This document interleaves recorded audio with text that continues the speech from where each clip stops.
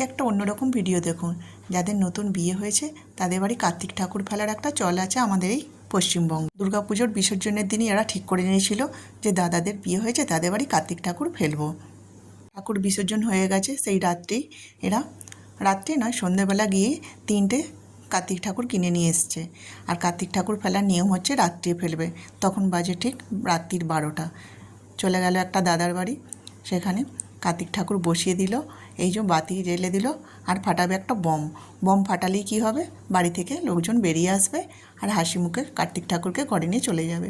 দেখুন বম ফাটাতে ফাটাতেই দাদা বেরিয়ে এলো, তাদের কার্তিককে নিয়ে হাসি মুখে ঘরে নিয়ে চললো। যাচ্ছে আরও দুটো দাদার বাড়ি, সেখানে এই কার্তিক ঠাকুর ফেলবে। দুটো ভাই নতুন বিয়ে হয়েছে, তাদের বাড়ি চলে এলো। এখানে এসেও একই কাণ্ড করলো, বাতি জ্বাললো আর বম ফাটিয়ে দিল।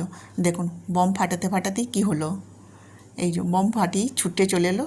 এখানে রয়েছে আমাদের পাড়ার ছেলে মেয়েরাও রয়েছে আর আমার ছেলে মেয়েও রয়েছে। বাড়ি থেকে সবাই বেরিয়ে এলো, ছোটো বৌমা বেরিয়ে এলো প্রথমে, হাসি মুখে কার্তিকের ছড়াটা পড়ে নিল আর একে একে কার্তিক ঠাকুরকে নিয়ে ঘরে চললো। এটা হচ্ছে বড় ছেলে। কার্তিক মাসের শেষে এই পুজোটা করতে হয়, এটাই হচ্ছে নিয়ম।